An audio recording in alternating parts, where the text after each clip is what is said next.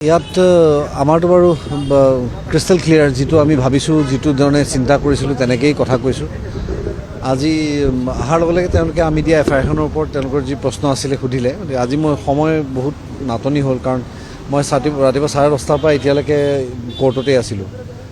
গতিকে প্ৰথম শামকানু মহন্তৰ উকিলে ক্ৰছ কুৱেশ্যন কৰিলে, সেইখিনি আমাৰ পাৰ হোৱাৰ পাছত নেক্সট অমৃত প্ৰভাৰ উকিলে আৰম্ভ কৰিছিলে। কিন্তু যিহেতু ফেকচুৱেল এভিডেঞ্চেছ বহুত আছে যিবোৰ আমাৰ SIT ছাবমিট কৰিছে, আৰু তেওঁলোকে খুব সুন্দৰকৈ গোটেই বস্তুটো সজাই থৈছে।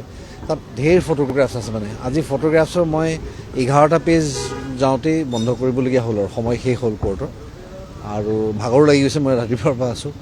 গতিকে কাইলৈ আকৌ বাকীখিনি জেৰা কমপ্লিট হ'ব। ক্ৰছ কুৱেশ্যন তেওঁলোকে কৰিব কালি ক্ৰছ আমাৰ শেখৰৰ তৰফৰ পৰা আৰু হেৰিৰ ফালৰ পৰা সিদ্ধাৰ্থৰ পৰা। কাইলৈ মই আকৌ আহিব লাগিব। কাইলৈ আকৌ সেই মই 10:30 পৰা কোৰ্টত সোমাম। কাইলৈ চাগে আমি মাজত লাঞ্চ ব্ৰেকো নল'ম, একেলেঠাৰে 2টা, 2:30, 3টা মানৰ ভিতৰত শেষ কৰিম। মূলতঃ কেনেধৰণৰ কথাখিনি কোৱা হৈছে তাত, আৰু কেনেকুৱা ধৰণৰ ক্ৰছ কুৱেশ্যন কৰা হৈছে? ক্ৰছ কুৱেশ্যনিংটো মই বহুত কথা ৰিভিল কৰিবলৈ এতিয়া তেওঁলোকে মোক মানা কৰি থৈছে যে এতিয়া আপুনি একো ৰিভিল নকৰিব। মই ৰিভিল নকৰোঁ। বাছ ইমানখিনি ক'ব বিচাৰিছোঁ যে মই যিটো চিন্তাধাৰাৰে আহিছোঁ বা মই যিটো মূৰত লৈ আহিছোঁ সেই কথাখিনিয়ে মই কৈছোঁ, ক্লিয়াৰ কাট। আৰু আমি প্ৰথম যিটো চিন্তা কৰি পেলাই যিটো আৱেগ অকল আৱেগৰ ভিত্তিত যে আমি হেৰি কৰা নাই, এটা এফআইআৰ ফাইল কৰা নাই, সেই কথাটো মই বাৰম্বাৰ কৈছোঁ।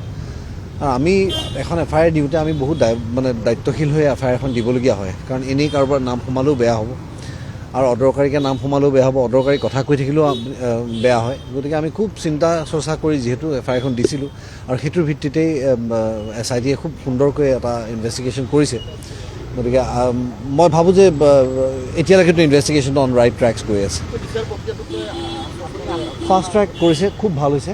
আজি একেলেঠাৰে মই ৰাতিপুৱাৰ পৰা কনষ্টেণ্টলি বহিছোঁ, আৰু আমাৰ লগত মাননীয় আদালতো বহিছে, উকিলসমূহ সকলো আছেই তাতে, প্ৰচিকিউটৰ ডিফেন্সৰ। গতিকে একেলেঠাৰে যে কামবোৰ হৈছে সেইটো কাৰণে ফাষ্ট হৈছে। নহ'লে আজি মোৰ এই জেৰাটো যদি আমি নৰ্মেল কোৰ্টত কৰিলোঁ হয়, এইটো চাগে 6 দিনমানৰ কাম হ'ব। গতিকে I am thankful to date. সেইটো কাৰণে ভাল হৈছে। আশা কৰোঁ জুবিন গাৰ্গে ন্যায় পাওক সোনকালে। জুবিন গাৰ্গ নহয়, আচলতে আমি ন্যায় পাব লাগে এতিয়া। মই শুনিছোঁ, মোক কালি যেতিয়া এজনে ফোন কৰিছিলে প্ৰথম মোৰ পৰা প্ৰতিক্ৰিয়া বিচাৰি, মই তেতিয়া তেওঁলোকক ক'লোঁ যে আপোনালোকে আগে মোক সঠিক খবৰটো দিয়ক যে কি হৈছে, মই জানিব লাগিব। কাৰণ কাইলৈ যদি আমি গম পাওঁ যে চৰকাৰে কয় যে আমি ইয়াতকৈও বেটাৰ এখন মুৰাল লগাম বুলি এখন আঁতৰাই দিছোঁ, তেতিয়াহ'লে আমাৰ দিগদাৰী হ'ব ক'বলৈ, বা আমি কোৱা কথাটোৰ ভেল্যু নোহোৱা হ'ব। তাৰপিছত মই গম পালোঁ, শুনিবলৈ পালোঁ, ক'ব নোৱাৰোঁ, আপোনালোকে জানিব বেছি মোতকৈ ভালকৈ, যে মেয়ৰে হেনো কৈছে যে তেওঁ গম নাপায়, তেওঁলোকে নজনাকৈ হৈ গ'ল বুলি কৈ দিলে। কিন্তু মই ভাবোঁ যে নজনাকৈ হৈ গ'ল বুলি কৈ দিয়াটো এটা বৰ সস্তীয়া ষ্টেটমেণ্ট এটা হৈছে। কাৰণ টাউনখনৰ বিষয়ে যদি মেয়ৰজনে নাজানে, যদি কোনোবা এজন লেবাৰক ইনষ্ট্ৰাকশ্যন দিয়া হৈছিলে চাফা কৰিবলৈ, তেওঁক ইনষ্ট্ৰাকশ্যনটো সিমান ক্লিয়াৰকৈ দিব লাগিছিলে, অন্যৰ ক্ষেত্ৰত নহ'লেও কমচে কম জুবিন গাৰ্গৰ ক্ষেত্ৰত। গতিকে মুৰাল এখন গুচাই দিয়াটো দায়িত্বও কোনো যদি নলয়, তেনেকৈ চাব গ'লে দেখোন কালি নিৰাপত্তাও সাংঘাতিক ধৰণে বিফল হ'ব পাৰে। কাৰণ তাত যদি কোনোবাই আনি ডেড বডি এটা পুতি থৈ যায়তো কোনো গম নাপাব। কালি যে কোনোবাই খান্দি মুৰাল এখন আঁতৰাই পেলালে জুবিনৰ, কালি মূৰ্তি এটা খান্দি আঁতৰাই দিব, পৰহি ডেড বডি এটা পুতি দিব, এনেকুৱাও হ'ব পাৰে। গতিকে মই অনুৰোধ জনাম তেওঁলোকে যেন সজাগ হয়। আৰু জুবিন গাৰ্গৰ ক্ষেত্ৰত বিশেষকৈ মানুহখিনি যিহেতু খুব আৱেগিক হৈ আছে, আৰু জুবিন গাৰ্গ আমাৰ আৱেগেই হৈ পৰিছে আজিৰ তাৰিখত।